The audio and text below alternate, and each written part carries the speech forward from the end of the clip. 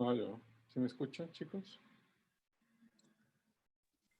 Sí, profe, buenos días. Buenos días, Bélica, muchas gracias. Espero encontrarlos bien en esta mañana fría. De hecho, los días han sido bastante fríos. Pero bueno, espero encontrarlos bien, que, que sigan en salud y con sus familias, que se sigan protegiendo. Tenemos algunos, no muchos, pero sí algunos casos de unos pocos estudiantes que se han infectado. Gracias a Dios están saliendo bien.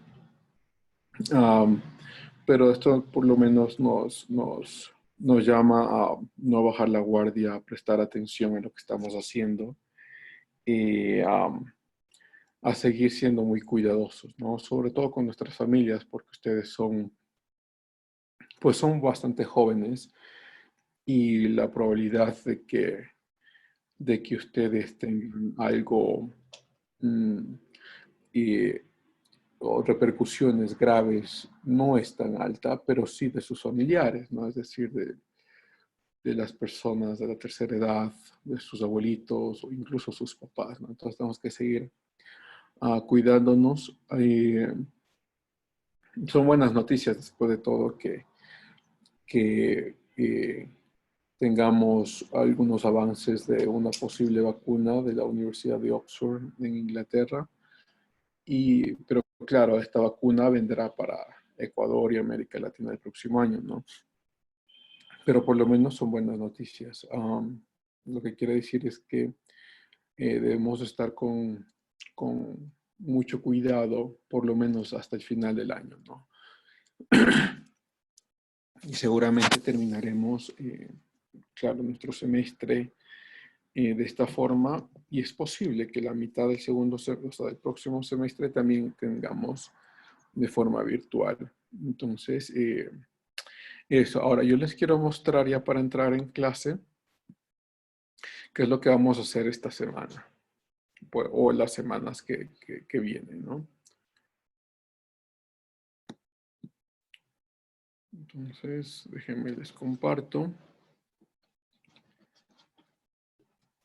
Ya, esta es su aula virtual, ¿no? De nuestra clase. Entonces, ya estábamos terminando el segundo módulo, pues de la segunda unidad y estamos en la tercera. Vamos, empezaríamos con la tercera. Vamos a leer esta lectura que está acá, la que dice la historia, conceptos y escritura.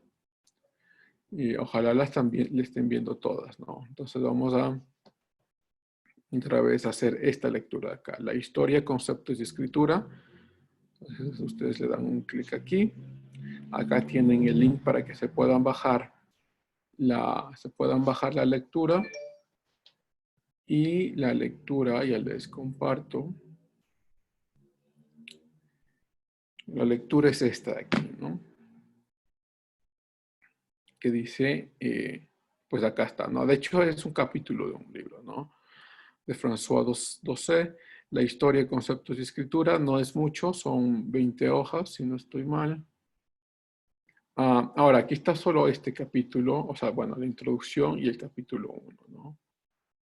Más acá abajito, a ver, acá estaba, bueno, las conclusiones y el capítulo 2. Bueno, como el capítulo 2 es solo una hoja, esto no le vamos a prestar atención, sino solo el capítulo 1 y las conclusiones. ¿Sí? Entonces, vamos a regresar a nuestra aula virtual.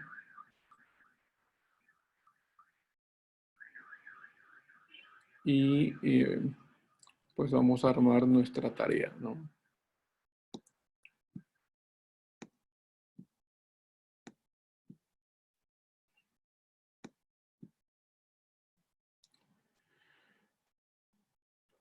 Ok, entonces estamos acá.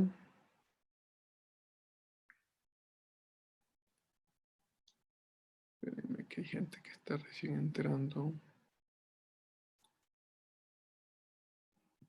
Ok, entonces vamos.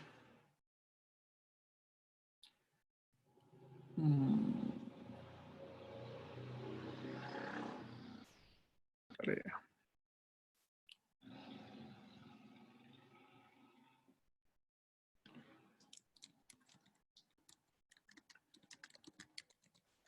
Entonces, lo que vamos a hacer es, vamos a hacer 2 puntos, ¿no? El primero, que es el análisis de los puntos más importantes de la lectura, ¿sí? Y 2, vamos a escribir una crítica, no, estoy acá, crítica de las conclusiones de la lectura. Esto, bueno, ahora, esta segunda parte que se critica las conclusiones de la lectura no significa que es una crítica de la última parte de la lectura, porque la última parte de la lectura son conclusiones de todo el libro, entonces lo que vamos a leer solo es solo el primer capítulo, entonces es la crítica de las conclusiones del primer capítulo, ¿no? ¿Pueden incluir una crítica de las conclusiones también del libro? Sí, sí, pero necesariamente tiene que estar la crítica de las conclusiones de la lectura, o sea, del primer capítulo, ¿no? Entonces lo que van a hacer en principio es analizar, o sea, presentarían cuáles son las ideas más importantes de la lectura y hacen un análisis de ello y luego hacen una crítica. Bueno, la crítica no quiere decir que ustedes van a estar en contra, ¿no? También pueden estar a favor, pueden dar ideas alternativas también de las conclusiones de la lectura y las conclusiones del libro, ¿no? O sea, de las dos cosas pueden hacerlo. Esto sería entre 1500 a 2000 palabras, ¿no? Y entonces, hoy estamos 22. Lo dejaríamos hasta el 31 de julio. Ok, a las 23 horas. Y listo. Entonces, ahí está nuestra tarea, ¿no? Tenemos 9 días. Pongamos, espérenme un segundo.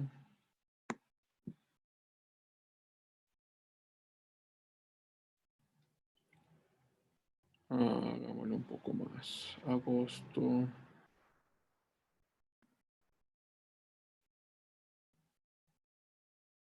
Agosto 3.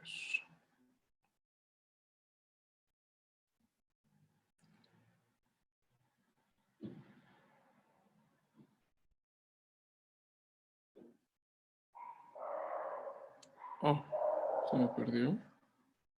Esperen, es que se perdió. No, acá está. Profe, buenos días. Buenos días. Dice mi compañera la Ruth que sí le puede dejar ingresar. Dile que no me cae muy bien. Ya, profe. Ya le dejo ingresar este rato. Espérate. Entonces, déjame cambio esto de acá. Fecha límite, claro. Eso tenemos que poner. Entonces, agosto 2. La fecha límite. Día agosto. Ok. Creo que estamos bien.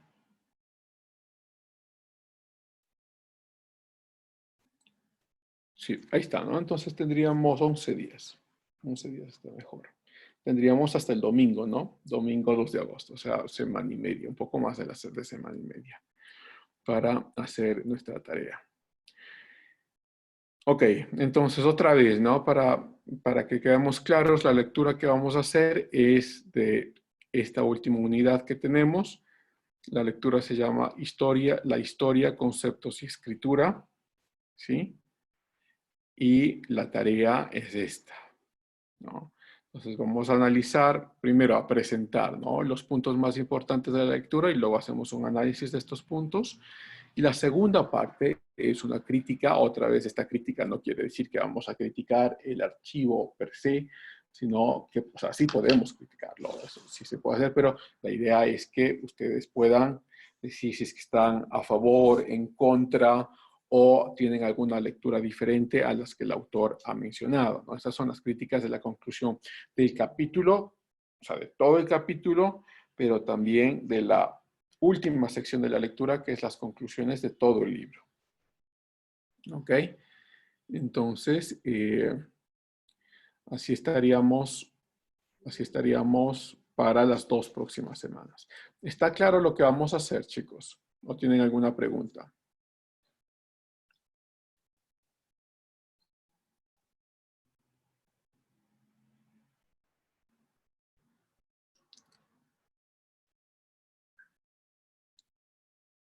Ok.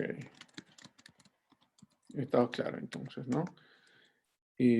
Tenemos entonces el deber, esta tarea tendríamos 11 días para hacerlo. ¿Listo? Les voy a tomar la asistencia y empezamos clase.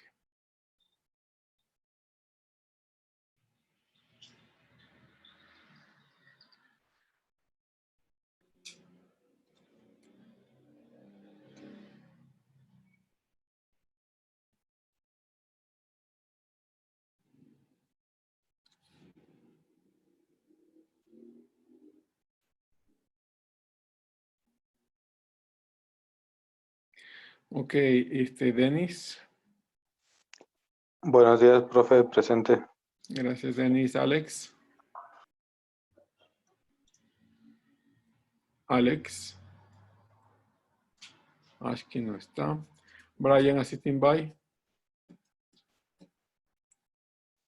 Brian tampoco está. Bueno, aquí esto es para todos, de hecho, ¿no? Estamos teniendo algunos casos en que los chicos ya no asisten a clases, pero no están haciendo el procedimiento administrativo para salirse de las clases. Y si es que ustedes les pueden decir a estos chicos, a los que ya no están asistiendo de sus clases, que hagan eso, les agradecería mucho porque hay un problema. Que si ellos dejan, como están dejando este momento, es decir, que su nombre siga apareciendo en las listas y siga apareciendo después en las notas, si es que quieren regresar a la universidad el próximo semestre va a ser un problema, porque estos chicos aparecerán que ya van a ir a segunda matrícula de todas sus materias. Y eso sí es un problema grave, porque ya no podrían volver a perder la materia. Si vuelven a perder la materia, tendrían que cambiarse de carrera, ¿no? Entonces, por favor, si es que les pueden decir eso a quienes no están asistiendo, porque hay todavía, como digo, mucha gente que ha dejado de asistir, pero no se ha retirado del módulo, no se ha retirado de la clase formalmente. ¿Okay? Alejandro. Presente, buenos días, profe. Buenos días, gracias Alejandro. Julio Cabrera. Buenos días, presente, profe. Gracias Julio. Carmen Caguas. Presente, profe. Gracias Carmen. Milena. Presente, profe, buenos días. Buenos días Milena. Mauricio Cargua. Mauricio. Mauricio no está tampoco.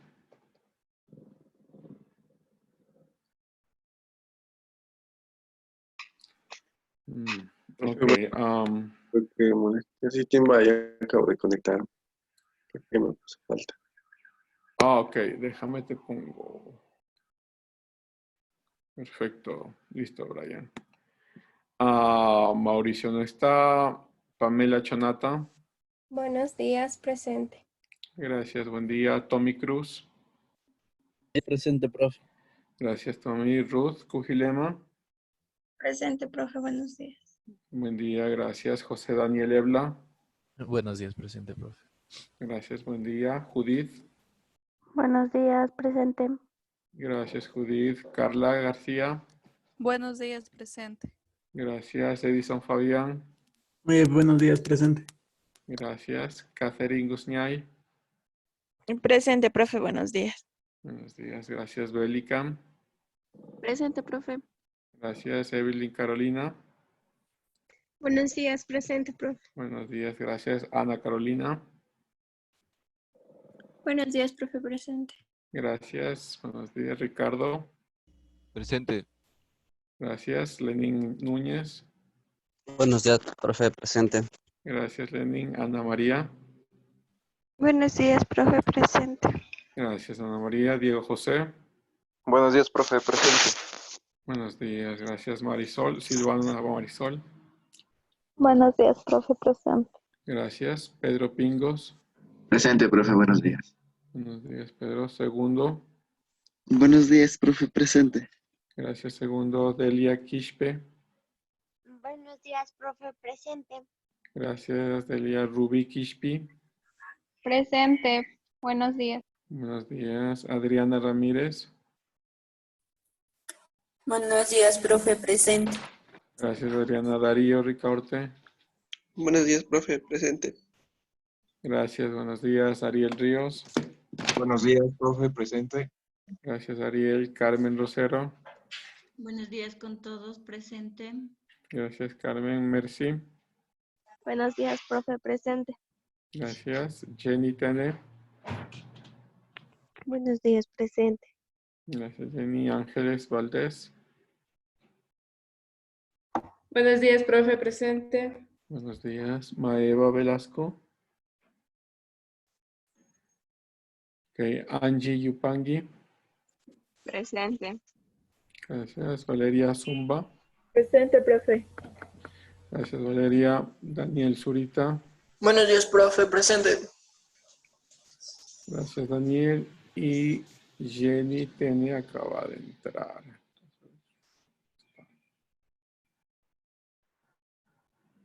Ok. ¿Estamos listos? Y empezamos. Ok, ¿alguien me quiere recordar que vimos la clase pasada?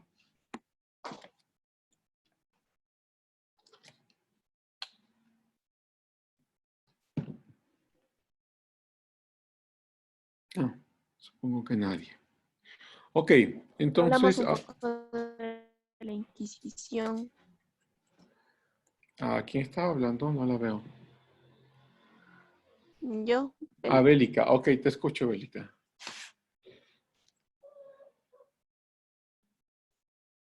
hablamos un poco de la Inquisición, la forma en la que se fue desarrollando en esta época y también de cómo se fue.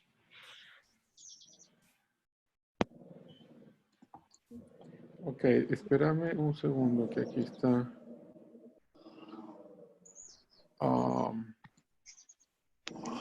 Déjame ver. Dame un segundo, Bélica, porque algo no está bien aquí.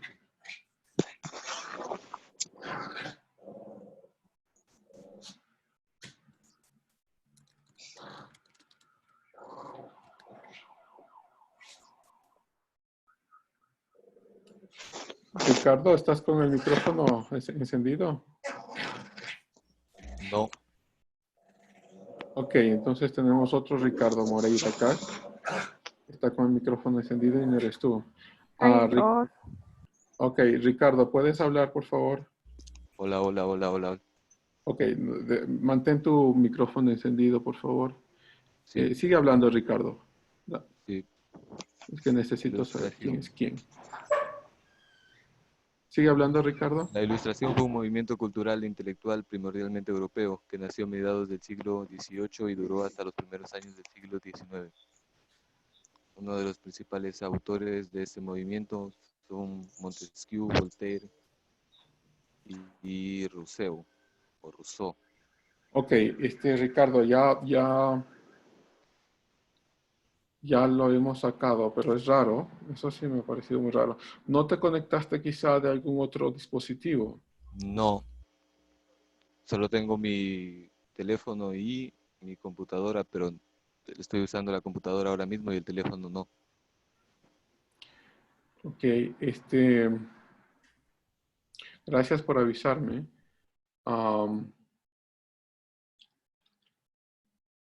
No has compartido tus claves, ¿no? O el link. Para nada. No. Ok, Ricardo, listo. Pues ya he sacado a la otra persona. Y si es que vuelve a suceder, me avisan. Ok, gracias, Ricardo.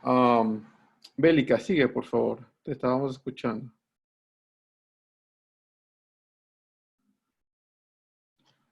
Sí, eso de lo que hablamos de la Inquisición, de cómo se desarrolló en esta época y la manifestación de la iglesia. Ok, ok, gracias, Bélica. También Ángeles, dale, sí, Ángeles. vimos acerca sobre Heinrich Kremes y Jacob, acerca del martillo de las brujas. Nos mostró Ajá. un personaje. Sigue, Ángeles.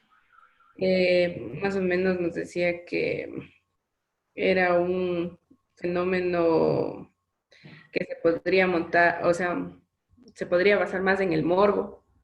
Ujú. También se habló que era una evidencia de que nuestro mundo y su gente estaba buscando de una forma casi angustiada el interés de nuevos horizontes y distintos para, o sea, ser distintos del resto. Ujú. Ok, está bien, sí. Gracias, No, profe. Ángeles. Ok, Milena, dale. También vimos acerca de algunos, bueno, varios autores, historiadores de la Edad Media, como por ejemplo estaba Furio Dionisio, que era el calígrafo del primer papa de León Ujú, I el Magno. ujú. También Eso. vimos algo sobre las crónicas anglosajonas. Ujú, ujú. ¿Te acuerdas qué era?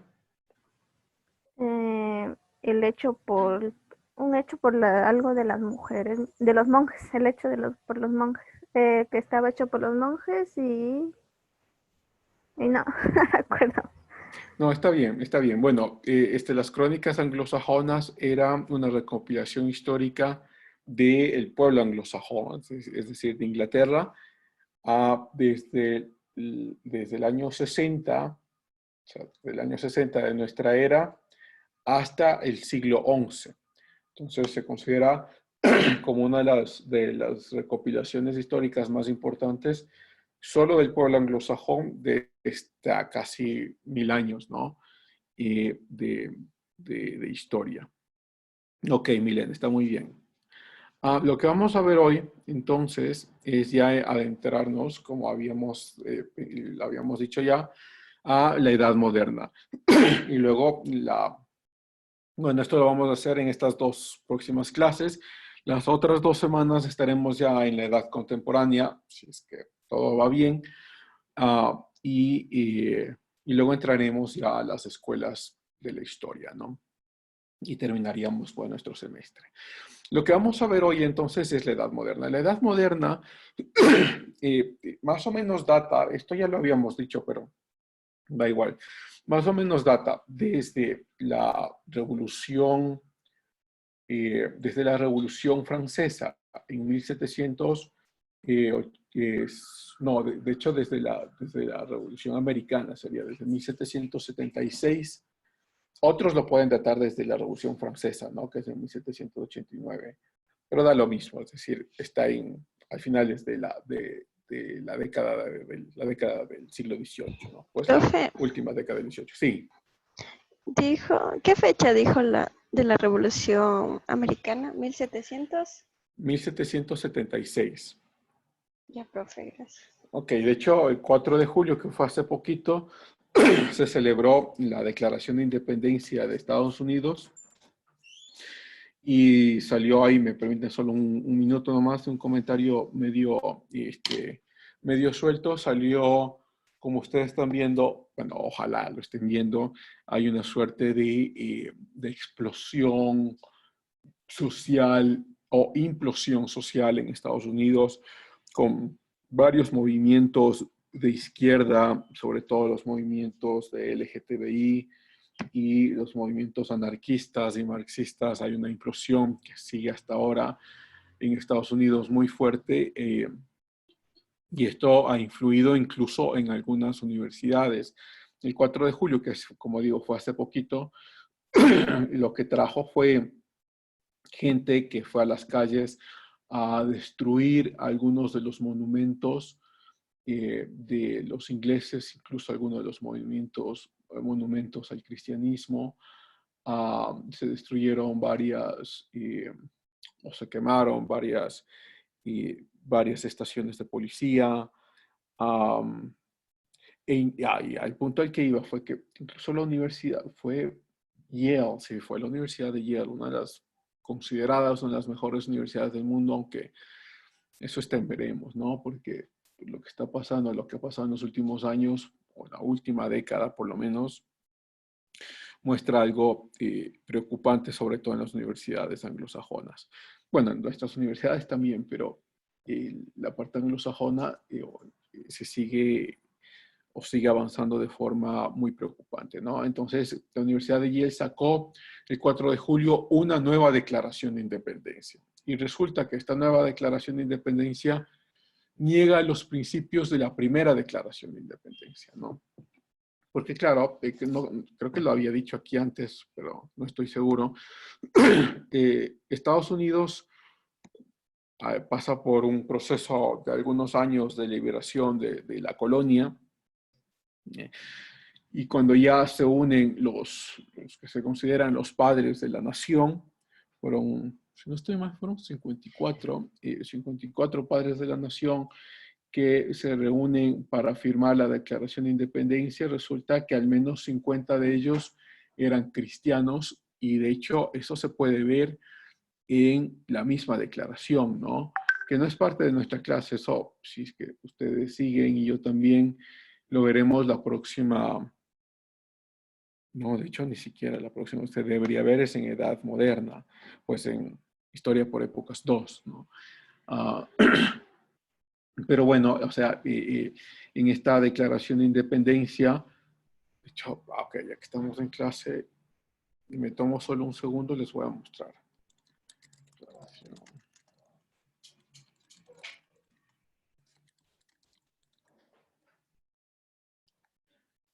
Déjenme a ver si es que encuentro la traducción.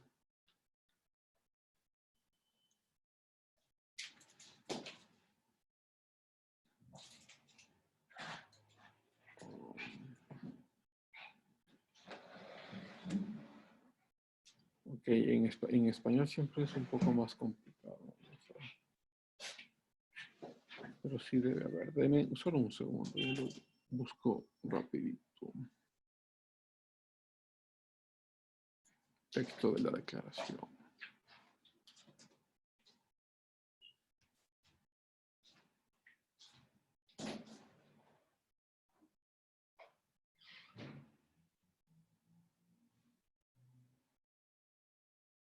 No, no está. Bueno, creo que me voy a demorar más de lo que quiero. Pero lo voy a seguir buscando. Si lo encuentro, les comparto.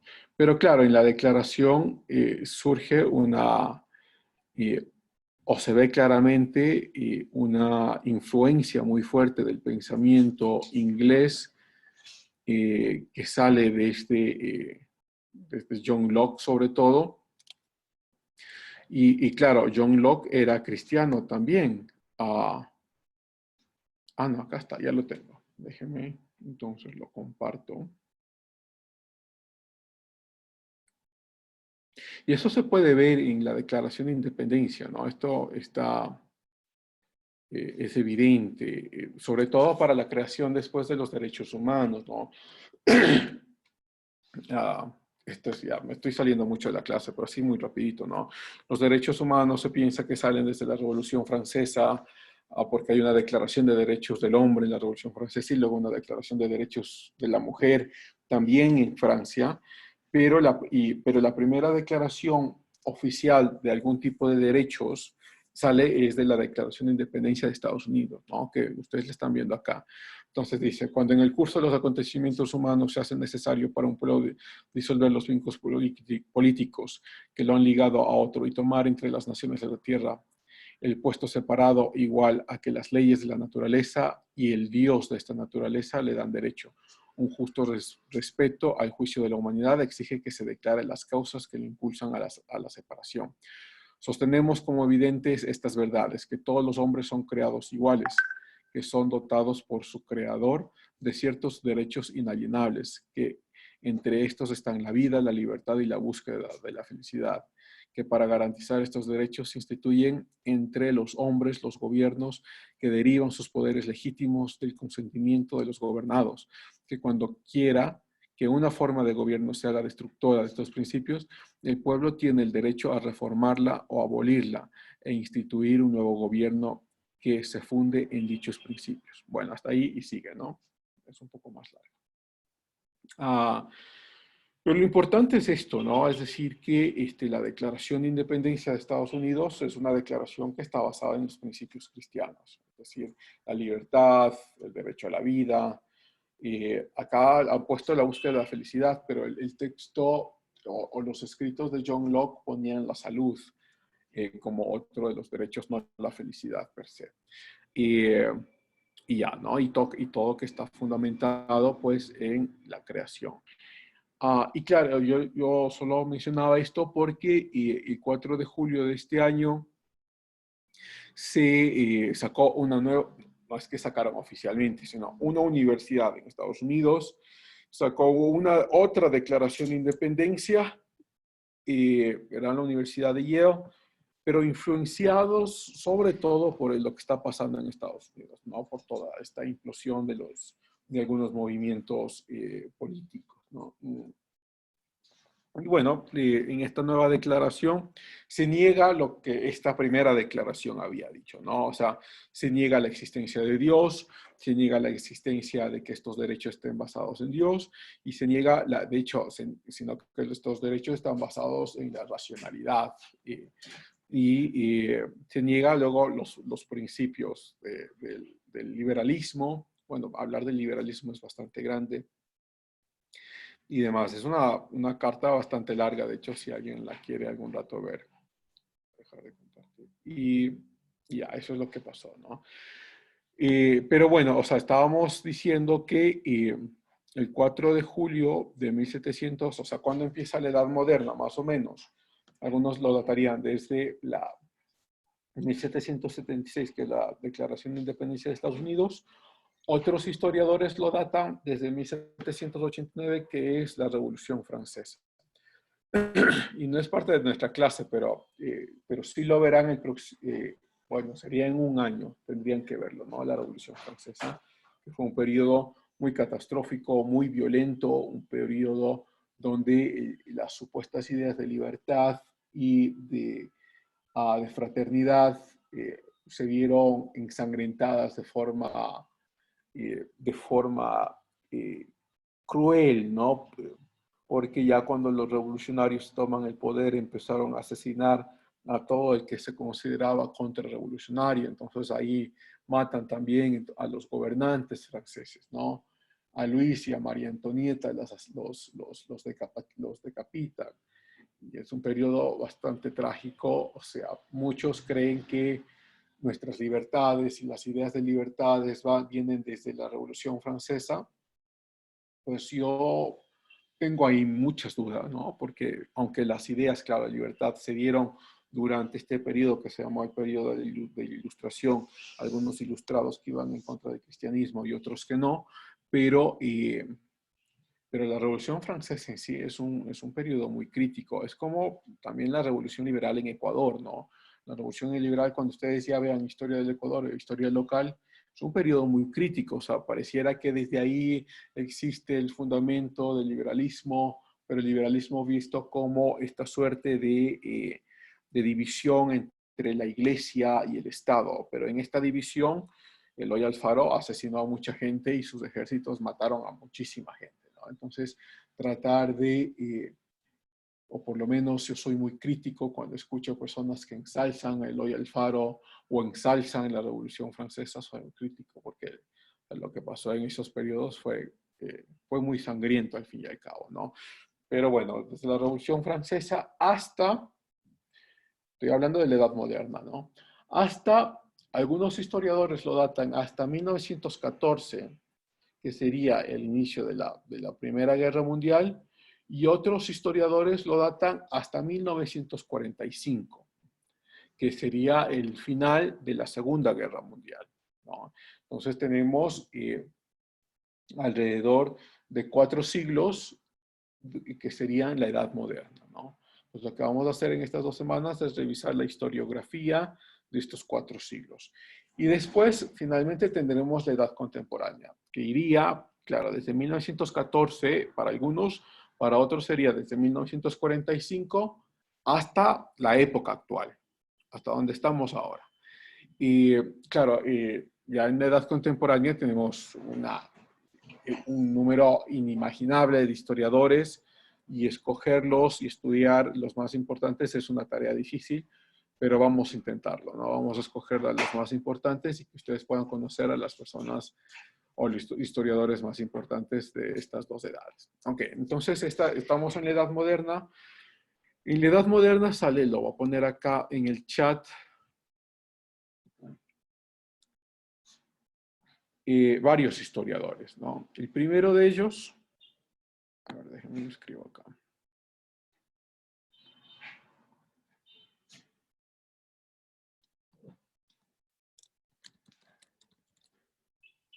El francés François-Marie Arouet, que después se cambiaría con el nombre de Voltaire, ¿no? Voy a mostrarles una imagen de Voltaire para que puedan verlo. Voltaire, de hecho, es muy conocido, sobre todo como filósofo, ¿no? Pero Voltaire no hizo solo filosofía. De hecho, también es conocido porque fue uno de los más importantes historiadores de la edad moderna. Ok, ahí están viendo la imagen de Voltaire, ¿no? Voltaire nace en 1694, muere en 1778. Es claro, conocido como uno de los grandes pensadores de la Ilustración. Escribió mucho sobre la libertad de expresión, sobre la libertad religiosa, sobre la separación de la Iglesia y el Estado, pero Voltaire hace algo que ya Locke no era, y no lo vamos a ver porque Locke no era un historiador, pero Locke llega a las mismas conclusiones de Voltaire, pero con un fundamento diferente. O sea, Voltaire empieza a hablar mucho en contra de la religión y empieza a hablar mucho en contra de la Iglesia cristiana y de hecho, pues digo, de la Iglesia católica y también de las iglesias protestantes, y habla como esta separación de los poderes, como que fuera algo, como una idea de los ilustrados, como una idea de, separación de los poderes, como que haya, ¿no es cierto?, un poder ejecutivo, un poder legislativo, un poder judicial, y habla de la separación de todos estos poderes, o sea, la separación del Estado y de la Iglesia, y habla de esta separación del Estado y de la Iglesia como que fuera algo que los ilustrados han pensado, algo que es una idea novedosa y nueva, y llega, claro, a lo que nosotros consideraríamos como el laicismo, ¿no? La separación del Estado con la Iglesia. Pero claro, para John Locke, que es este inglés, Voltaire es francés, ¿no?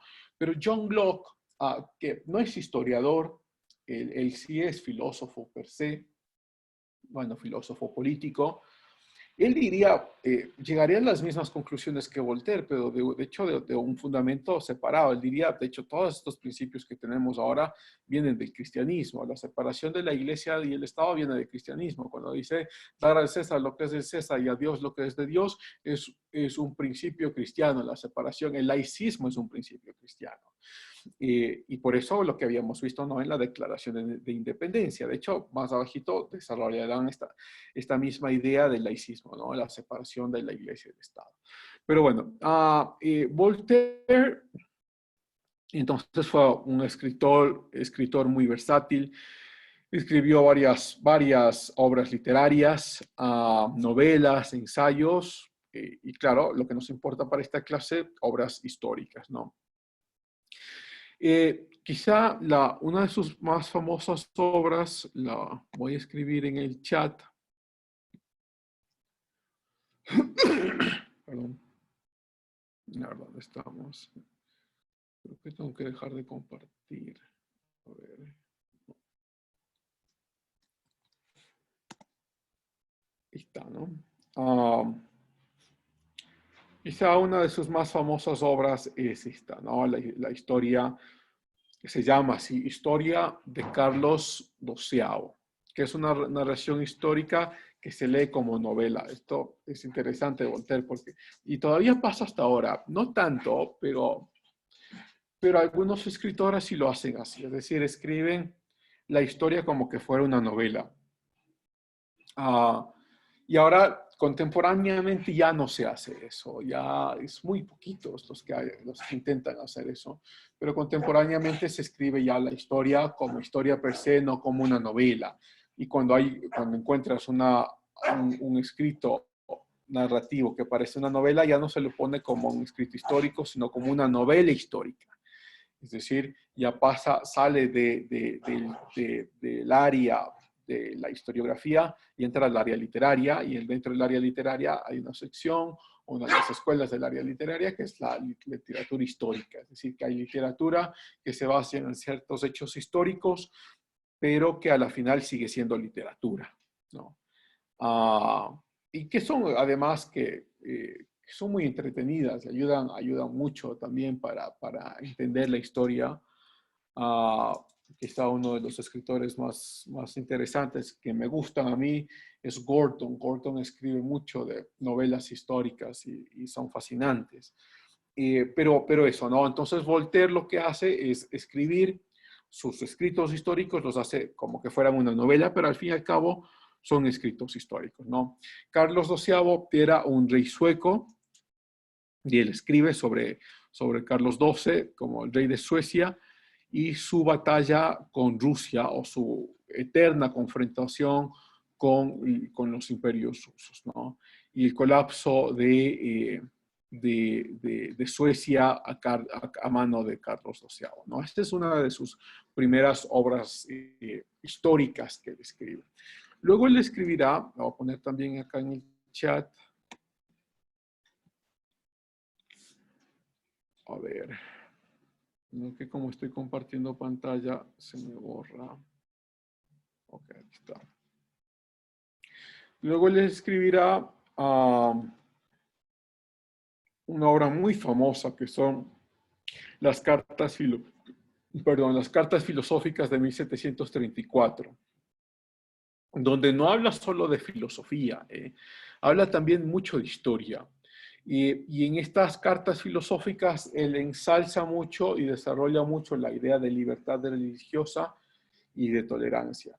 Y claro, aquí hay que poner quizá un contexto para que se pueda entender, ¿no? Porque cuando viene Martín Lutero y con sus 95 tesis que son clavadas en 1517 en Alemania en contra de varias de las doctrinas que estaban siendo enseñadas en la Iglesia Católica, pues se rompe, no hay un quebrantamiento del cristianismo en sí, y empieza el catolicismo por un lado y el protestantismo por otro. Pero existen dos siglos, o sea, el siglo XVI y el siglo XVII, en que la Iglesia Católica y el protestantismo pelean por espacios de poder y pelean incluso en varias guerras bélicas, ¿no? Es decir, lo que se llama las guerras religiosas. Entonces, en estas guerras religiosas eran batallas bélicas, eran batallas a muerte entre los ejércitos que estaban siendo liderados por la Iglesia Católica y algunos de los ejércitos, en este caso privados, que estaban siendo liderados por los protestantes, ¿no? Y entonces en este contexto es que escribe Voltaire. Y por eso él escribe mucho sobre, decía, sobre la libertad religiosa y sobre la tolerancia, poniendo como contexto histórico lo que estaba pasando en Europa, ¿no? Entonces, este libro de cartas filosóficas, de hecho este libro sí lo pueden, si ustedes lo desean, lo pueden bajar por internet, está gratuito, ¿no? En muchas páginas lo han puesto de forma gratuita. Y leer a Voltaire es leer a los clásicos, ¿no? Y ahí también me hago quizá un pequeño paréntesis, porque hace algún tiempo un buen amigo estadounidense, él me decía que, claro, que sus compañeros que habían ido a los Ivy Leagues, que eran las mejores universidades del mundo, ¿no? Harvard, Princeton, Yale, Columbia, Oxford, Cambridge, que los estudiantes que van a estas grandes universidades pues es mandatorio, ¿no? Es obligatorio para que puedan graduarse que lean 100 obras de las obras clásicas de la historia. Y entonces, cuando, claro, no, por eso, obviamente, son las mejores universidades del mundo, cuando uno se topa con estos estudiantes, claro, han leído a Voltaire y no es que únicamente lo han topado como una parte de una clase, ¿no? Sino que han leído, o sea, realmente se han tomado el tiempo para leer a Voltaire. Nosotros no tenemos eso en nuestras universidades. Quizá la única universidad que se acerca un poco a ello es la San Francisco, pero con la misma funcionalidad de las artes liberales. Pero el resto de universidades estamos todavía como muy lejanas de acercarnos a ello, ¿no? Es decir, además porque hay mucho conflicto, ¿no? Acá el conflicto rápidamente se levantaría de por qué les vamos a hacer esto a los estudiantes, por qué, bla, bla, bla. Acá siempre hay mucha traba para armar algo parecido. Y supongo que otro de los conflictos que armarán, ¿por qué los clásicos de Occidente? ¿Por qué no los clásicos de Ecuador? ¿Por qué no los clásicos de la cultura indígena? ¿Por qué no? O sea, siempre es un dilema armar acá algo, ¿no? Pero bueno, si alguien realmente quiere, le importa saber un poco más de Voltaire, las cartas filosóficas, si las pueden leer, las pueden bajar, y es un libro exquisito que uno debería leer, ¿no? Bueno, entonces, él escribe también en estas cartas filosóficas en contra del pensador y muy reconocido francés Pascal, porque Pascal era cristiano y entonces Voltaire estaba escribiendo en contra del cristianismo también. Pascal supongo que ustedes recuerdan quién es Pascal, ¿no? Pascal era aquel científico que inventa algunas de las primeras vacunas, ¿no? Es extremadamente reconocido por eso, pero no solo eso, Pascal era un filósofo y Pascal era cristiano. De hecho, lo que se llama de wager, de Pascal wagers, como en español sería más o menos como, algunos lo traducen como el triángulo de Pascal, otros como la balanza de Pascal, pero es más o menos la argumentación que va en 4 posibilidades, la respuesta en 4 posibilidades, ¿no? Es decir, Pascal diría, si tú crees, vamos a ver, sí, o sea, hay 2 opciones y de estas opciones 2 respuestas, ¿no? ¿Sí me están viendo o dejo de compartir? Bueno, dejemos de compartir para que me puedan ver. Entonces Pascal hace más o menos como 2 tipos de respuestas, ¿va? Dice, bueno, creo en Dios y no creo en Dios. Entonces Pascal dice, creo en Dios. Hay 2 posibilidades. Dios existe y Dios no existe. Si creo en Dios y Dios existe, estoy muy bien. Si creo en Dios y Dios no existe, no me pasa nada. Y la otra posibilidad acá, ¿no? Digo, no creo en Dios. Si no creo en Dios y Dios existe, estoy condenado. Si no creo en Dios y Dios no existe, no me pasa nada. Entonces él dice, por pura lógica matemática, es estadísticamente más probable para nuestros beneficios que creamos en Dios, ¿no? Entonces,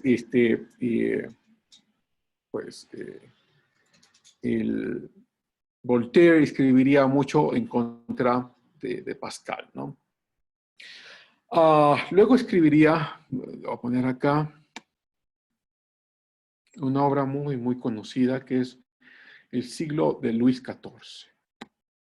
Lo voy a poner en el chat.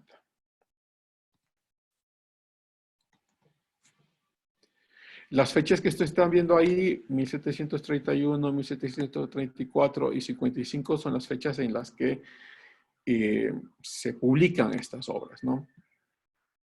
Entonces, Voltaire rechaza fervientemente las biografías y los relatos, porque lo que se estaba escribiendo en este momento, porque presentaban como fuerzas sobrenaturales, para lo que él era sobrenaturales, ¿no? Como milagros o como iluminaciones divinas. Él rechazaría todo tipo de este tipo de historiografía y escribiría esta obra, ¿no? 1750, pues el siglo de Luis XIV, de 1751. en la cual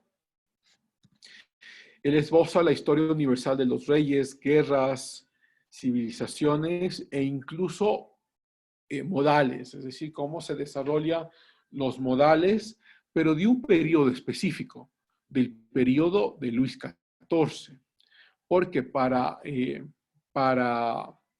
Voltaire ese era el periodo más hermoso de la Ilustración, el periodo de mayor ensalce de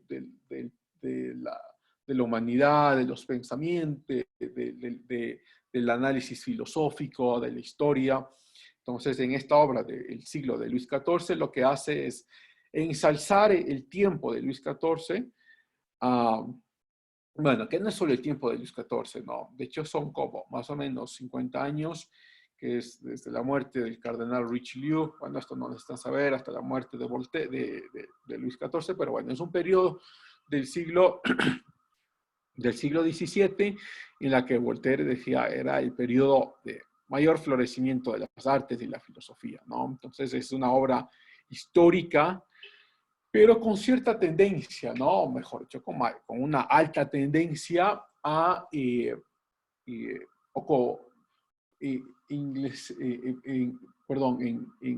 en ciencias se llamaría como un sesgo, ¿no? Con un sesgo muy, muy fuerte, un sesgo de aplauso a lo que estaba pasando en la Ilustración, ¿no? Un sesgo de alabanza, ¿no? Es como pensar, vamos a verlo, y lo he hecho, hay varios historiadores que se han puesto en esa tarea. Es como pensar que tengamos un historiador que está escribiendo sobre la década del correísmo y lo que ha hecho es alabar a Correa y alabar a todo lo que está pasando, lo que pasó en el correísmo, ¿no? Eso, o sea, hay una tendencia, hay un sesgo importante ahí, ¿no? Es decir, no está viendo los hechos tales y como se han pasado, sino que los interpreta y los presenta dentro de su propio sesgo ideológico, dentro de su propio sesgo y dentro de su propia parcialidad, ¿no? Entonces, eso es lo que hace Voltaire con esta obra, pero sigue siendo una obra importante porque muestra mucho de los eventos que pasaron en esta temporalidad, ¿no? De hecho, en esta obra también acusa mucho allá a Luis XV, que era el siguiente emperador, de la decadencia, ¿no? En esta misma obra habla de la decadencia de la Ilustración, porque Luis XV era como el regreso a la decadencia de los emperadores franceses, ¿no? Y escribe también en esta obra mucho en contra de Voltaire llamaría en contra de la superstición medieval, y mucho también en contra de la brujería. Bueno, después, finalmente, les voy a poner en el chat, escribe, todas las obras que estamos viendo acá son como obras históricas, no estamos prestando mucha atención a todas las obras que escribe Voltaire porque la mayor parte de las obras que escribe Voltaire son obras filosóficas, ¿no? De hecho, hemos presentado solo una, que son las cartas filosóficas, pero porque tiene muchos escritos en estas cartas, muchas referencias históricas. Pero bueno, entonces la otra, finalmente escribiría este ensayo, ¿no? Que es muy conocido, sobre las costumbres y el espíritu de las naciones, en el cual analiza las costumbres, la historia social, la historia de las artes, de las ciencias, hace como una línea de progreso de la civilización mundial y rechaza en esta obra el nacionalismo, las ideas del nacionalismo y las ideas de cristianismo, ¿no? De cualquier cristianismo, de hecho, es decir, sean católicos o sean protestantes, ¿no? Y ensalza en esta obra también la razón, la educación y su impacto en la historia de la humanidad, ¿no? Y finalmente lo que hará Voltaire es escribir un pequeñísimo ensayo que el ensayo se llama Historia. O sea, se llama Historia, lo voy a poner igual en el chat, pero se llama Historia, ¿no? un pequeñísimo ensayo que se llama Historia, que sale publicada dentro de la enciclopedia de Diderot. El primero, bueno, les escribo acá también. A ver. El primero que hace un tipo de enciclopedia mundial, es decir, como ustedes no sé si es que lo hayan conocido, de hecho, pero supongo que sus padres sí tienen todavía. Pero antes de la revolución del Internet, esta revolución de finales del siglo XX, pues el conocimiento, el conocimiento general y mundial se lo impartía en enciclopedias, ¿no? Y digo, algunos de ustedes sí deben tener en sus casas porque sus padres los tienen, pero ya ninguno de ustedes lo utiliza porque tienen el Internet.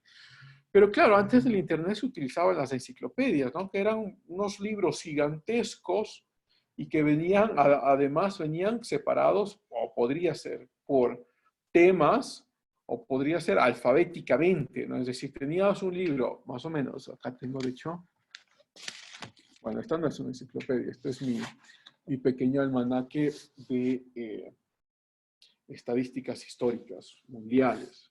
Bueno, sí, son mundiales. A ver si lo pueden ver, no sé si lo estoy viendo. Es un libro gigantesco.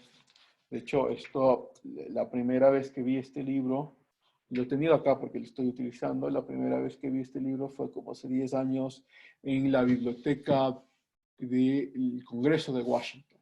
Entonces, cuando estaba haciendo mis estudios doctorales, fui a la biblioteca porque mucha de la información que necesitaba no hay aquí en Ecuador, no hay ni siquiera en los países cercanos, sino que los encuentras en Estados Unidos.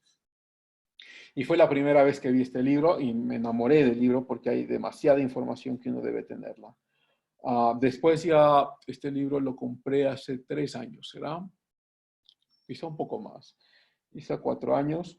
Lo compré, me llegó, estuve muy emocionado y ahora lo sigo utilizando, ¿no? Porque a ver si les puedo mostrar algo de lo que hay acá. Mira, por ejemplo, entonces es fascinante este libro, ¿no? Mira, no sé si lo estoy viendo, pero acá tienes estadísticas, por ejemplo, de la población, creo que bueno, hay de toda la población del mundo, pero la población aquí en esta página es de Estados Unidos desde 1820. Y entonces no es solo eso, ¿no? Sino que tienes acá población, tienes economía, tienes desempleo, exportaciones, es fascinante este libro. Pero bueno, este es solo como un ejemplo, ¿no? Es decir, tú tenías antes, y de hecho, este libro no está disponible en Internet, es lo más curioso. Es decir, online, para tener una versión online no está disponible.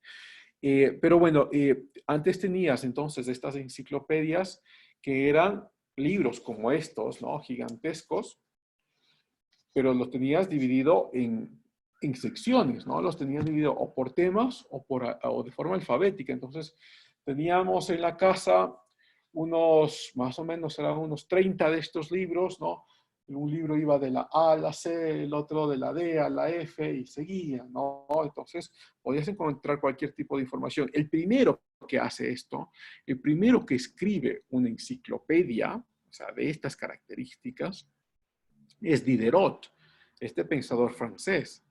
Entonces, en esta enciclopedia, en esta enciclopedia tú tienes, por ejemplo, en la H, y en la H obviamente tienes algo que se llama historia.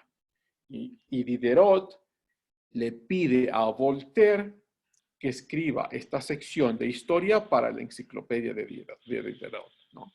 Entonces Voltaire escribe este pequeño ensayo que se llama Historia para la enciclopedia de Diderot. Esto lo escribe en 1771. Sí, 1771. ¿No? Entonces ahí da datos un poco más precisos de los historiadores modernos. También escribe sobre las costumbres, incluso y leyes de comercio, de leyes de finanza y algunos datos de población historiográfica, ¿no? También en este mismo ensayo hace una recapitulación de lo que ya había escrito antes sobre la intolerancia religiosa y su ataque al cristianismo. ¿Sí?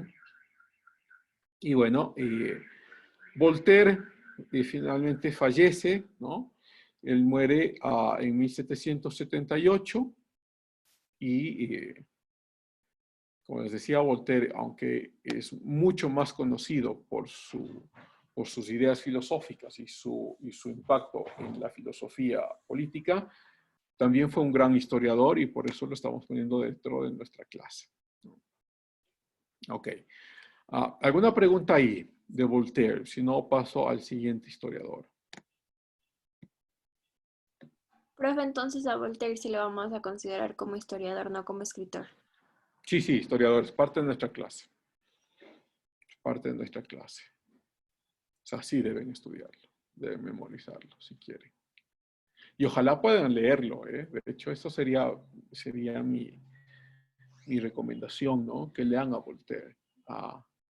Es extremadamente importante que un estudiante, sobre todo de ciencias sociales, pueda decir que ha leído a Voltaire y ha leído sus escritos, no un análisis tercero de Voltaire. Sí. ¿Alguna pregunta?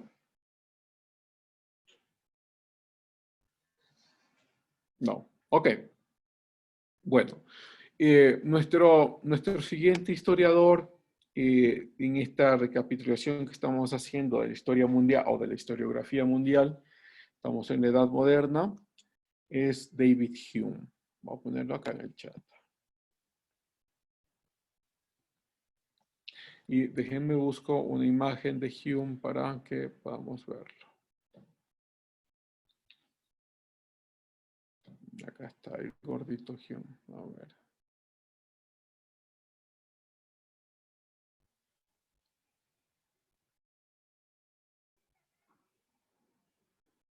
Ahí, creo que lo están viendo. Bueno, Hume es contemporáneo de Voltaire, ¿no? Pero Hume es escocés, o sea, vive en las islas inglesas, ¿no? Es escocés. Hume también, y de hecho a Hume si es que alguien va a estudiar a Hume algún rato, también es un filósofo y lo conoce mucho más por sus avances filosóficos, pero él no escribe solo de filosofía, él escribe mucho de historia y por eso lo estamos estudiando, porque es un gran historiador y también escribe mucho de economía. Es considerado también como uno de los representantes más importantes de la ilustración escocesa, conocido sobre todo por su empirismo, por su escepticismo y naturalismo. A ver, empirismo quiere decir que lo único que se puede hacer en ciencias es lo que se puede palpar. Es decir, una aproximación temprana a lo que se llamará después materialismo, ¿no? El empirismo. O lo que se estaría llamando incluso en esa época como el positivismo, ¿no? O sea, lo único que se puede ver es lo que se puede testear, es lo que se puede comprobar. Sí. Él fue muy escéptico también, y me refiero a escéptico igual que Voltaire, escéptico en la área de la religión, ¿no? Él escribía, de hecho, también mucho en contra del catolicismo y mucho en contra del protestantismo y en general en contra del cristianismo, ¿no? Y es un naturalista, o sea, es el naturalismo, o sea, es muy significativo esto porque se relaciona directamente con el empirismo, ¿no? El empirismo es la forma de testear, cómo testeamos lo que estamos poniendo como hipótesis. Y el naturalismo es como lo único que se puede testear es la naturaleza, es decir, lo que vemos, es decir, la materia, ¿no? Entonces, en esta suerte de escritos que él tiene, el primer escrito que él tiene, lo voy a poner acá en el chat. El primer escrito de David Hume se llama El Tratado de la Naturaleza Humana. Me refiero al primer escrito histórico, ¿no? Entonces aquí Hume intenta revisar o analizar históricamente las bases psicológicas de la naturaleza humana, argumentando en contra de las ideas innatas, en contra de la posibilidad de que todos salgamos con ideas comunes, ¿no? Algo que había escrito Kant antes, ¿no? Pero bueno, argumentando en contra de esto y diciendo que pues, lo que realmente tenemos como experiencia humana, como conocimiento humano de forma histórica, es nuestra experiencia. Eso es todo. Lo único que tenemos para ofrecer como conocimiento es nuestra experiencia. Es lo que hemos aprendido dentro de nuestra experiencia. Claro, esto actualmente y contemporáneamente ha sido muy, muy criticado, ¿no? Porque deja de lado ideas que no son necesariamente adquiridas dentro de la experiencia humana, ¿no? Esto me parece que, de hecho, me parece que lo habíamos topado de cierta forma transversal en nuestro semestre anterior. Creo que lo habíamos dicho. Por ejemplo, la idea del cero, ¿no? La idea del cero, que es la idea de la nada.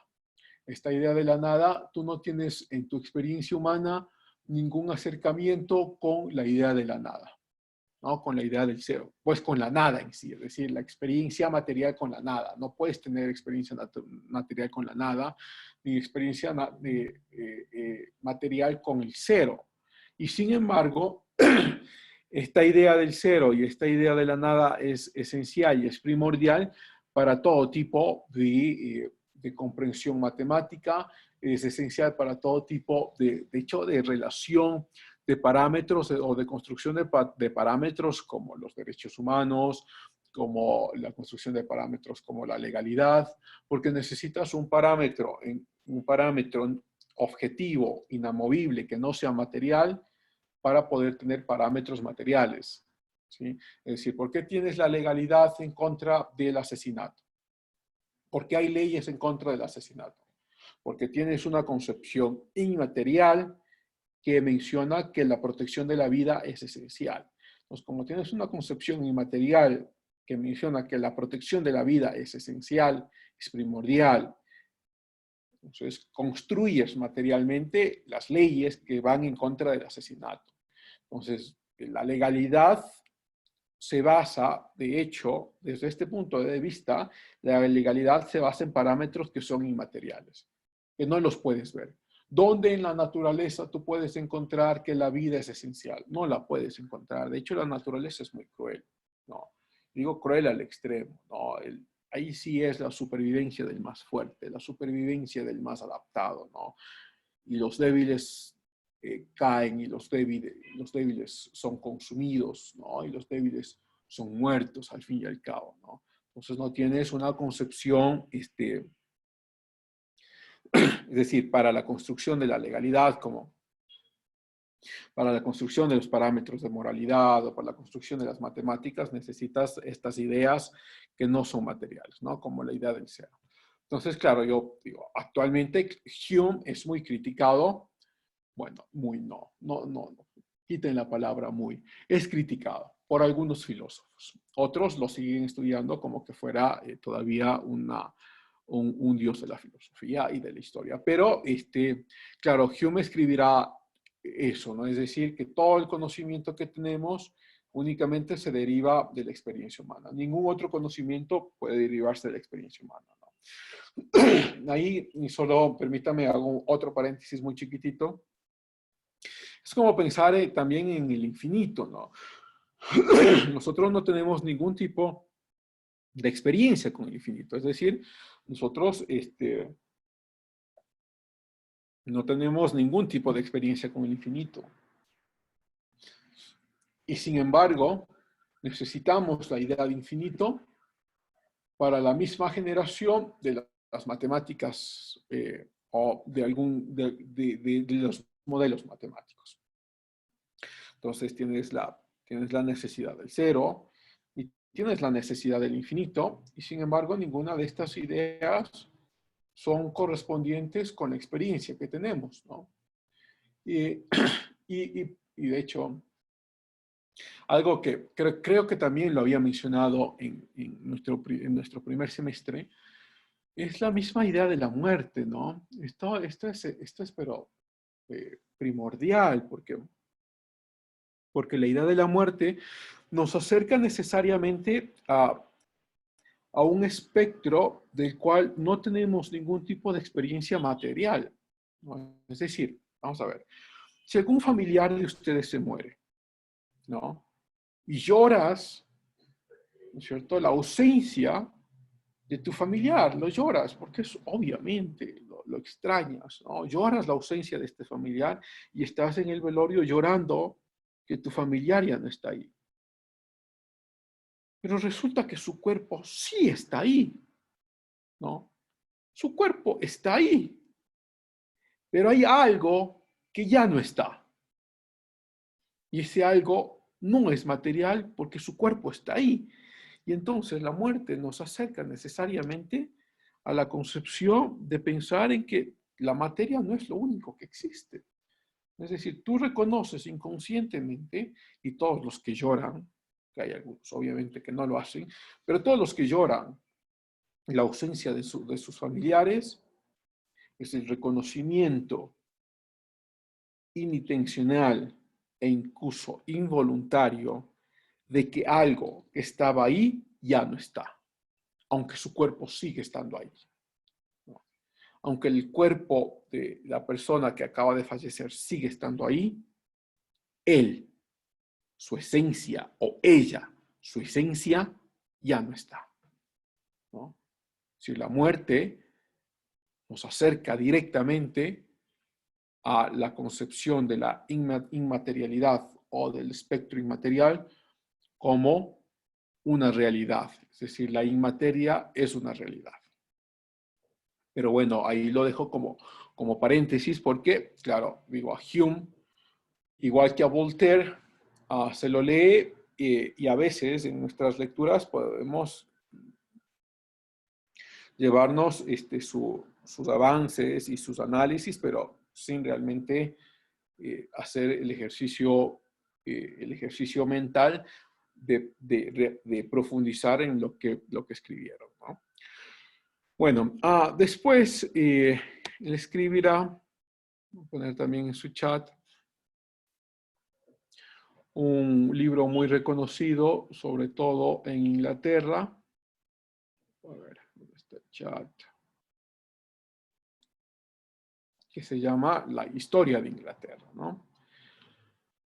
En la historia de Inglaterra incluye relatos históricos desde la invasión de César, o sea, desde César, desde el Imperio Romano, hasta 1668. Entonces, lo que hace aquí Hume es como escribir lo que ahora se conocería un libro de historia universal.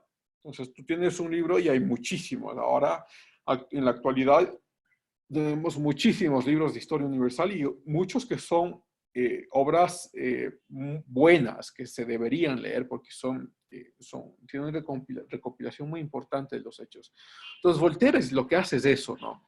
Hace una recopilación de la historia desde César, a ver si ustedes recuerdan, este gran emperador, ¿no? Julio César, que invade Roma, creo que fue, claro, es dentro del primer siglo antes de Cristo, pero por ahí, si no estoy mal, en los años 40, ¿no? Entre 40 y 60, por ahí, se me va la fecha exacta, pero la invasión de César, ¿no? Cuando César viene con sus ejércitos, porque César era ya un magistrado, ¿no? Y entonces a Julio César le dan milicia para que vaya y siga conquistando territorios, y él sigue conquistando territorios. Y de hecho, después de algún tiempo llegaría a los territorios germánicos, y mucho después llegaría incluso a los territorios británicos. Y en todo este tipo de conquistas, él ya decide regresar, pero él decide regresar con la idea clara de que él va a ser el nuevo cónsul, porque antes en la República Romana había 2 cónsules y los magistrados, ¿no? Los cónsules eran como elegidos dentro de los magistrados. Pero ahora él va a regresar como nuevo cónsul.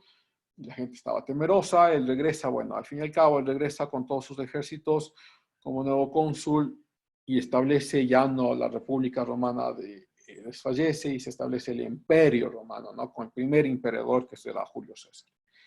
Entonces, Hume escribe desde Julio César, como digo, hasta 1688, ¿no? Como una historia universal. Este escrito, de hecho, se lo hizo en partes. Él trabajaba como bibliotecario en la Facultad de Abogados de Edimburgo, una ciudad en Inglaterra, ¿no? Y como trabajaba como bibliotecario, él mantenía sus escritos o hacía sus escritos durante su trabajo. Ahora, ahí quizá también un paréntesis pequeño. Tal vez en nuestra era contemporánea y sobre todo acá en América Latina, los bibliotecarios no son vistos como personas intelectuales, sino solo como administrativos, ¿no? Refiero en forma general. Pero todavía se mantiene cierta tradición que sale, de hecho, desde acá, me refiero desde que empiezan a existir bibliotecas. Y las bibliotecas las tenemos pues desde los primeros siglos de nuestra era, ¿no? Pero ya bibliotecas gigantescas, obviamente, desde la Edad Moderna. Esta idea de que los bibliotecarios son solo administrativos no es la misma idea que se tenía en el pasado, me refiero en esta recopilación histórica que estamos haciendo, y de hecho esa misma tradición todavía se mantiene en algunos países, ¿no? Por ejemplo, países europeos, incluso en algunos países anglosajones. El bibliotecario era el que conocía de todo. Porque tú ibas donde el bibliotecario y decías, bueno, estoy buscando esto y esto y esto, y el bibliotecario debe conocer de todo para decirte, la información que usted está buscando se encuentra en este libro, y en este libro, y en este libro, y en estos autores. Y entonces puede revisarlos. Y resulta entonces que los bibliotecarios eran, y ahora todavía siguen siendo en algunas tradiciones bibliotecarias, como una de las personas que más conocen de todos los temas. Porque, como digo otra vez, el bibliotecario es el que debe conocer de todo para poder guiar a la gente que va a la biblioteca y quiere investigar sobre ciertos temas en específico. Entonces, David Hume era un bibliotecario, y cuando era bibliotecario era que empezaba a escribir o tenía sus escritos. Entonces, esta obra en especial, la historia de Inglaterra, se lo hace en partes, ¿no? Porque él trabajaba, como digo, en bibliotecario en la Facultad de Abogados de Edimburgo. Voy a escribirlo acá en el chat para que lo puedan tener. Ahí está, ¿no? Entonces, mientras trabajaba ahí, él escribía su historia de Inglaterra. Este volumen histórico, sí, bueno, eso fue. Este volumen histórico fue muy bien visto, de hecho fue un éxito en ventas. No se olviden que ya teníamos la imprenta, ¿no? Antes de la imprenta, de la invención de la imprenta, todo tipo de libro tenía que ser copiado. Entonces, si tú tenías algo escrito, si quieres pasarlo para que otros lo puedan leer, tenía que ser copiado y copiado a mano. Pero ya cuando se crea la imprenta, es que tenemos ahora que lo estamos acá, si tenemos alguna imagen de la imprenta acá, de las primeras imprentas. Acá está, ¿no?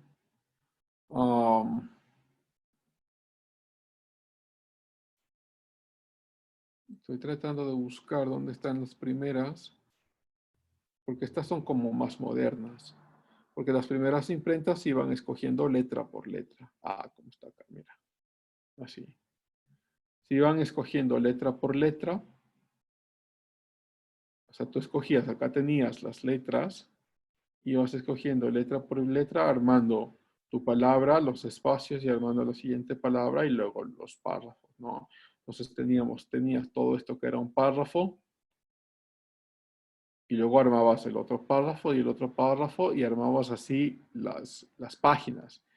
Y luego tenías varias páginas, imprimías las primeras páginas, hacías varias copias de las primeras páginas y seguías con la siguiente. Entonces las siguientes ibas otra vez, letra por letra, luego párrafos y luego otra vez la página. Entonces tomaba mucho tiempo, pero claro, era mucho más rápido que hacer las copias escritas, ¿no? Que hacer las copias a mano. Bueno, acá están. La primera imprenta.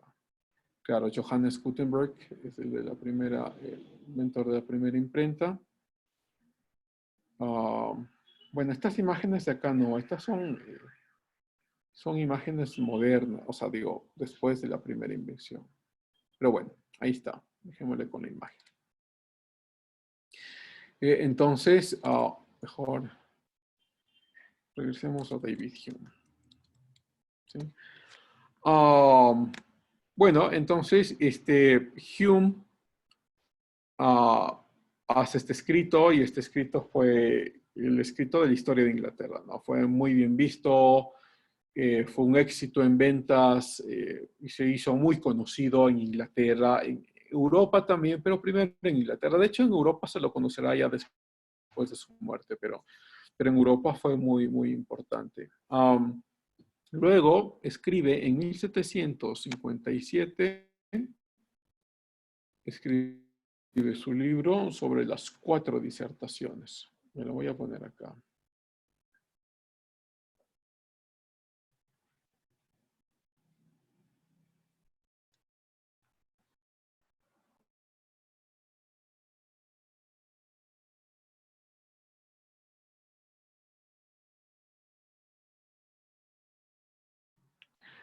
Ok, en este libro de las 4 disertaciones son ensayos que él hace que incluyen historia natural de la religión. Bueno, si quieren vayan anotándolo porque son algunos temas. O sea, en estas 4 disertaciones, ¿no? Que son, de hecho, 4 temas en específico.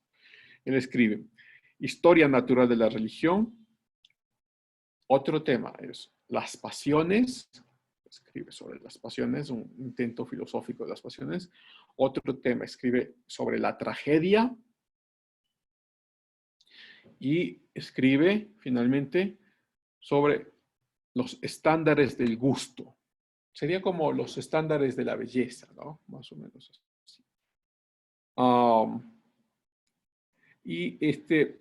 Pero dentro de este gran libro, las 4 disertaciones, existe esta sección muy importante, que es la historia natural de la religión, ¿no?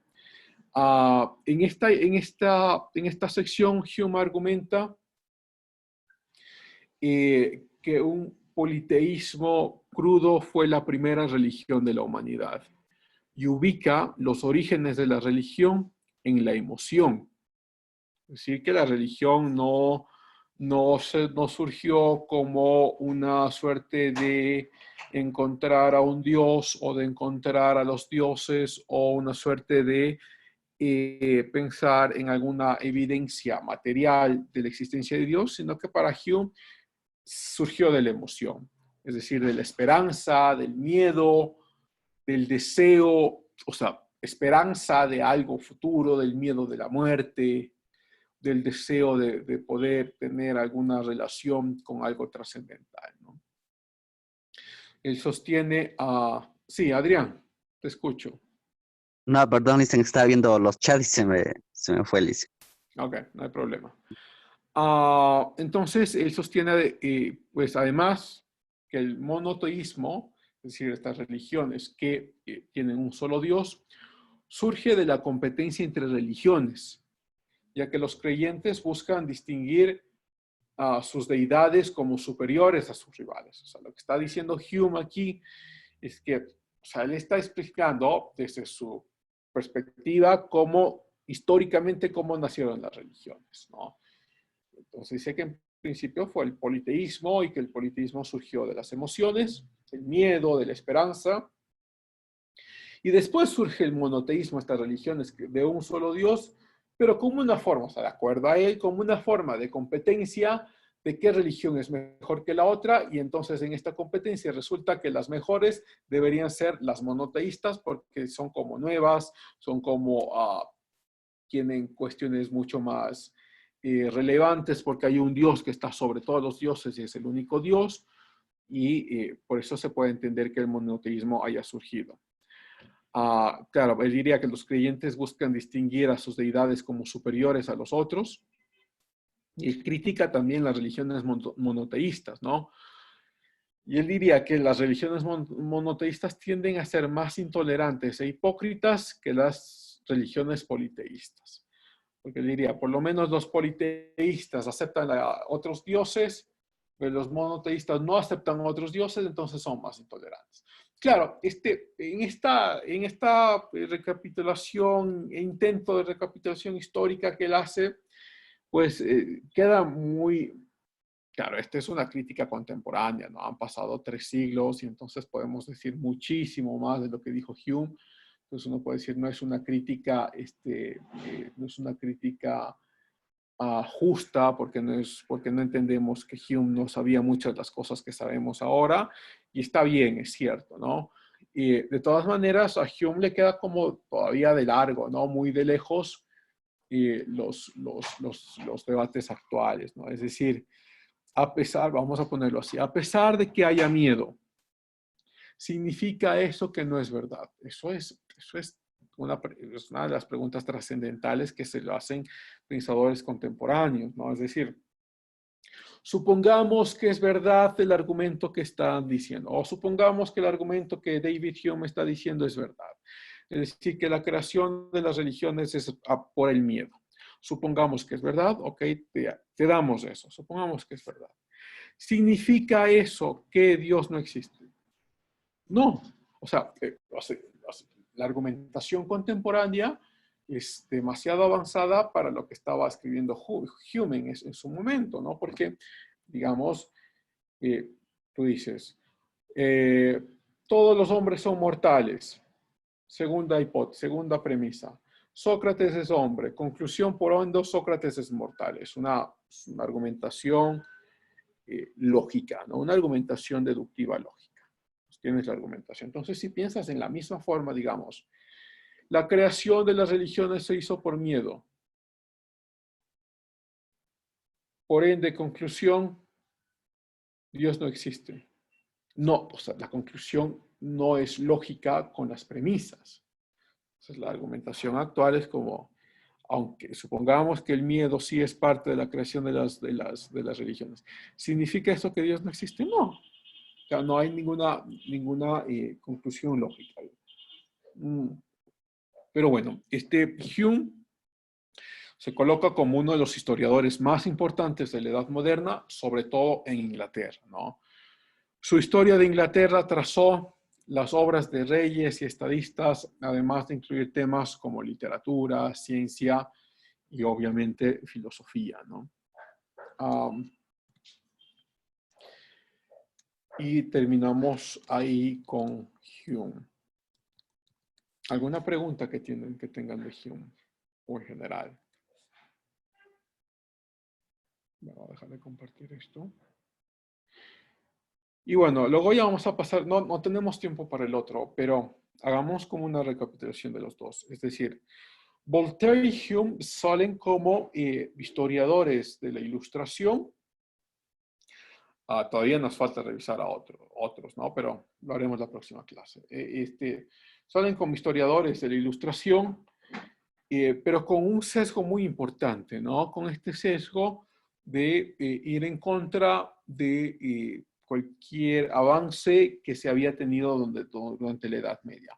Y esto ya lo habíamos dicho, ¿no? Lo había dicho yo la clase pasada. Es decir, que los ilustrados verán después, o verían después, o sea, en el siglo XVIII, verían a la Edad Media, y de hecho no solo la Edad Media, sino incluso un poco más allá de la Edad Media, es decir, siglo XV y XVI incluso, vería a la Edad Media y luego incluso los siglos antes a la Ilustración como edades que el conocimiento o pues épocas históricas en las que el conocimiento no avanzó, en las que el conocimiento se estancó. Y este estancamiento para algunos de estos ilustrados tiene que ver necesariamente con la influencia de la religión. En principio con la influencia de la religión católica, sobre todo hasta el siglo XVI, y después no solo de la religión católica, sino también de los protestantes hasta el siglo XVII. Y lo verían, entonces, atacarían a toda esta tradición muy larga, históricamente, por cierto, ¿no? Muy larga, es decir, más de 15 siglos, bueno, más o menos 15 siglos, de una tradición en la que lo único que se hablaba de historia o de filosofía, bueno, lo único, eso es una exageración, pero lo único que se hablaba de historia o de filosofía o de ciencias tenía que ver con la divinidad y tenía que ver con estas religiones, ¿no? Entonces, por eso salen en este contexto, por eso hay que entenderlo muy bien, en este contexto salen los ilustrados como yendo en contra de toda esta tradición histórico-religiosa, ¿no? Y claro, ellos ven muy de cerca también, porque el siglo pasado ven las guerras religiosas, ¿no? Es decir, las guerras entre protestantes y católicos, estas guerras en las que hay mucha gente muerta, también hay muchos intereses políticos en medio, ¿no? Y entonces vienen los ilustrados y atacan esto, y entonces uno puede ver en Voltaire y puede ver en Hume como sus obras históricas es un intento de recapitulación o un intento de reconstrucción de la historia desde un punto de vista materialista, ¿no? Desde un punto de vista de una ciencia, como diría Hume, o mejor Voltaire, de una ciencia empirista, ¿no? Es decir, que lo único que se puede ver es lo que se puede testear, ¿no? Una ciencia naturalista, es decir, que la naturaleza es lo que vemos y por ende la naturaleza es lo único que se puede, de lo cual se puede escribir. No se puede escribir una historia entonces basada en la religión, porque la religión no se puede ver y no se puede testear. Y como no se puede ver y no se puede testear, no la pueden incluir entonces dentro de la nueva recapitulación de las historias. Entonces lo que vemos en Voltaire, pero sobre todo en Hume, es una reconstrucción de lo que llamaríamos hoy como historias universales, una historia universal, pero esta vez dejando todo tipo dejando de lado todo tipo de fantasía, como ellos llamarían, todo tipo de elucubraciones místicas, milagros, o incluso, ya lo veremos con el siguiente, con Gibbon, eso lo veremos la semana siguiente, pero Gibbon escribirá incluso que habrán incluso dudas no sé, se interpretará la resurrección de Jesús con dudas. Si es que naturalmente es imposible que alguien resucite, por ende entonces Jesús no resucitó, por ende la creación de un Jesucristo resucitado es una invención, ¿no? Es decir, dejan de lado ya todo tipo de causa inmaterial y solo se enfocarían al naturalismo, es decir, qué es lo que la naturaleza nos puede decir y qué es lo que se puede ver en la naturaleza. Si no se puede ver en la naturaleza, entonces no se lo puede decir y entraría en una duda y en un debate académico, ¿no? Y esto lo veremos, como digo, esto es una influencia que se mantiene durante la Ilustración. Pero luego veremos también en las próximas clases que no es solo la Ilustración. Luego tendremos una tendencia muy fuerte que se llama la tendencia marxista o el materialismo dialéctico, al fin y al cabo, que tomará también las mismas influencias del naturalismo y dirá casi lo mismo. Lo único que existe es la materia, por ende, pero Marx irá mucho más allá. O sea, Marx dirá, por ende, si lo único que existe es la materia, por ende Dios no existe. No es ya solo como la duda de Jesucristo o la duda de los milagros, sino ya el marxismo dirá directamente Dios no existe, ¿no? Y entonces esta duda que nace o que se recoge de algunos pensadores ilustrados, se fortalecerá en el marxismo y tenemos incluso hasta ahora, ¿no? Y digo hasta ahora porque sigue siendo una de las escuelas más fuertes de la historia, que es el materialismo dialéctico, que eso lo veremos ya al final, cuando veamos sobre las escuelas de la historiografía. Es decir, que lo único que se puede testear y lo único que se puede ver es la materia y por ende la historia debe ser vista de forma material, ¿no? Y es entre causa y efecto, y eso es lo que se ve en la materia. Quizá ahí como un paréntesis pequeño, David Hume de hecho no estaba de acuerdo con causa y efecto y por eso los científicos, o mejor dicho, los filósofos de la ciencia o de las ciencias naturales, critican mucho a Hume, ¿no? Porque aunque Hume tuvo algunos escritos muy interesantes y de hecho es muy leído, sobre todo por su agnosticismo, pero Hume no creía en la causa y efecto. Entonces, si no cree en la causa y efecto, que es el fundamento de las ciencias, entonces, ¿cómo se lo puede considerar como un historiador fundamental? Sin embargo, la causa y el efecto es parte también del materialismo, ¿no? Es la idea de que solo hay causas materiales y hay efectos materiales. Y eso es lo único que se puede estudiar. Claro, dentro del materialismo dialéctico también habrá una sección que hable de las ideas, pero no que hable de las ideas como razones fundamentales de una existencia inmaterial fundamental, sino que habla de las ideas solo como una construcción cultural. Es decir, tú tienes esta idea de Dios es simplemente porque la cultura te ha dicho que así debe ser. Y entonces no, las ideas la ven solo como una construcción cultural. Por eso ven la democracia como una construcción cultural y los materialistas dialécticos, o mejor dicho, los marxistas, como ven la democracia como una construcción cultural, entonces, como es una imposición de Occidente, tenemos que destruir la democracia. Como tenemos que destruir el cristianismo porque es una imposición de Occidente, ¿no? Porque solo es una construcción cultural. Pero eso se mantiene como una de las escuelas históricas y como digo, sigue siendo hasta ahora, hasta la actualidad, una de las escuelas históricas más fuertes que tenemos. Entonces, cuando uno vaya a algún posgrado de historia, o cuando alguno de ustedes vayan a un posgrado de historia, se darán cuenta que algunos de sus profesores ven el materialismo dialéctico como como el mayor contexto metodológico de la historia y del cual no se puede pasar. Claro, el materialismo dialéctico tiene muchos problemas que los veremos, pero sigue siendo una de las escuelas más fuertes, ¿no? Pero este materialismo dialéctico entonces toma las ideas o algunas de las ideas de los ilustrados, de los naturalistas que salen en el siglo XVIII, de estos historiadores naturalistas que salen dentro de la ilustración. ¿Okay? Les escucho si tienen algún comentario o alguna pregunta de lo que hemos visto hoy.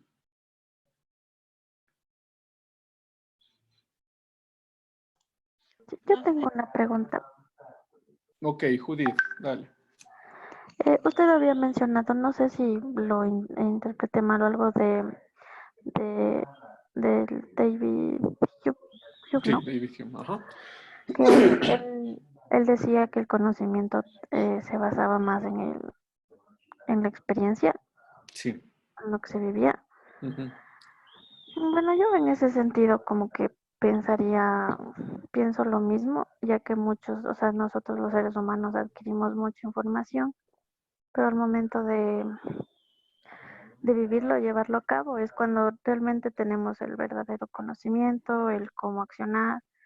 Por ejemplo, en las ciencias exactas, en las matemáticas, no siempre el saber algo o una teoría nos haría conocer más que una persona que simplemente lo vive todos los días y está analizando y está...